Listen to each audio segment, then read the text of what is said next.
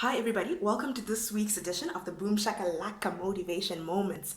Thank you so much to everybody who's been watching my videos, who's been sharing my videos, and I apologize I didn't have a share button on. I didn't realize that, but I have put it on, so if you're inspired by this video, please do go ahead and share it.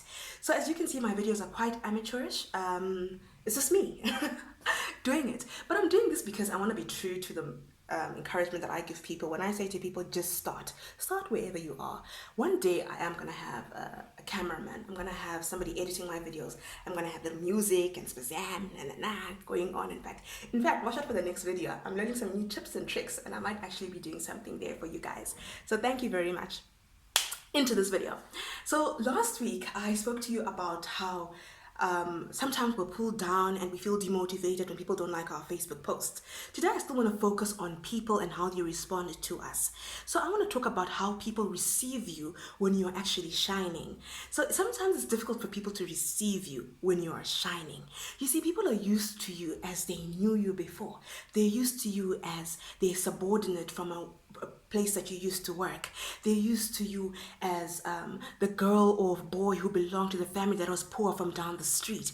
They're used to you as the rural girl when they used to live in the city and you would come to their houses for holidays and that kind of thing. That's how they're used to you. They're used to you as their little sister, the little brother, or maybe even that person who didn't have family in the family and friends network. Who didn't have money. Maybe that's how they're used to you. So sometimes it's difficult for people to accept you when you start shining because they're used to you in this little dull place. They've boxed you up.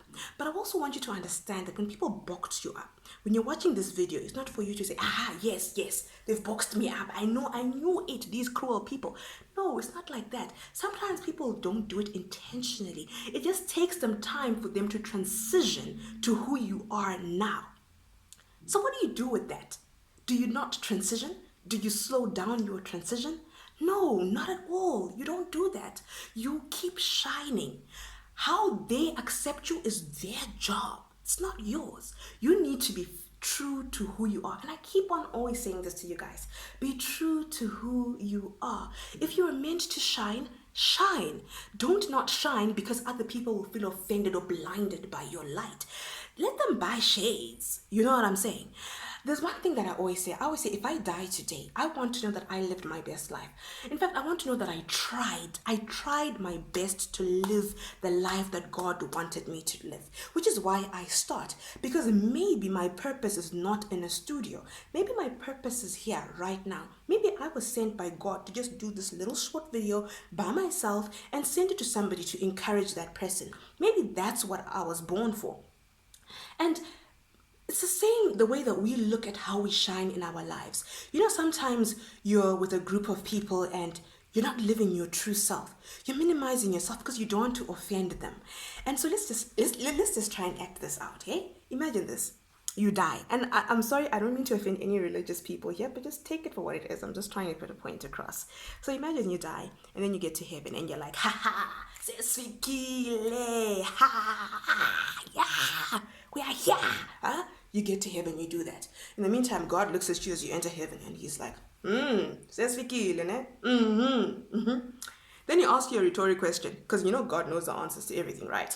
Then he says to you, so what did you do? What did you do on earth? Like, tell me, what did you do? And you're like, you know what, God?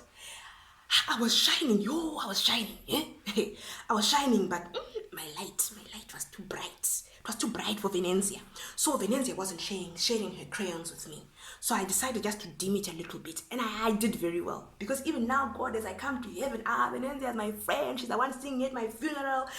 She's happy. She organized Chema for me and had them making contributions. So I did well.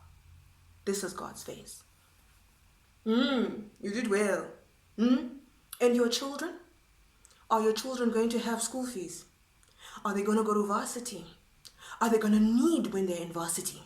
And your children's children? I put you on that earth for you to unlock the riches of your family and the generations to come. You were all stuck in poverty, and there it was I gave you. But you come here and you tell me about Venezia was being blinded by my light. That's not what I sent you on earth to do. Okay, so that was just a little enactment. So I want you to sort of just get the gist of it. That sometimes even you being true to yourself, it's not just about you. It's about the people around you. It's about your nieces, your nephews, your children, your grandchildren. Think that far. I was talking to a friend of mine the other day and he says to me, I'm doing this for generations to come. He was doing something and I'm doing this for generations to come. And I thought about that and I'm like, imagine leaving a legacy for the generations to come. Imagine if I did something that my future self and my future people could benefit from. But in the meantime, here you are, slowing down, not doing anything because you're too worried about what people think and how people accept you and view you. You need to live the life that you were meant to live. You need to pursue the things that you were meant to pursue.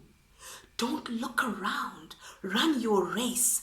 Don't try and see who's catching up to you, or don't start feeling sorry for people to catch up to you. Maybe your purpose in life is to win. So win. Don't be shy and start thinking, my in-laws, they might start thinking I'm a bit too much if I start making too much money. And your children? What will they think when they realize you had an opportunity to be the best version of yourself, to unlock the kingdoms to come for them, but you didn't because you were worried about other people who are running their own races? Think about it. Just pause and think about it. Think about how much you're discounting yourself. Think about how much you're not doing stuff even at church because you're feeling like, maybe my friends who are used to me in this station, they might feel a bit offended, or they might feel like, we don't recognize her. It's okay if they don't recognize you, but you're unlocking your own destiny. So it's okay if they don't recognize you. You could be a domestic worker and you're thinking, I want to go to school. I want to go to UNISA. I want to study. I want to do distance learning.